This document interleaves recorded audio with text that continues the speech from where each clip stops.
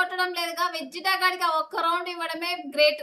కమాండ్రా Vegeta, come back. Match నువ్వు కొట్టి చూపిరా వెజిటా, ఒప్పుకుంటా. ఎన్ని ఎన్ని ఎన్ని ఎన్ని ఎన్ని ఎన్ని దారుణాలు సార్. మెంబర్షిప్ తీసుకున్నాను. Elimination nice.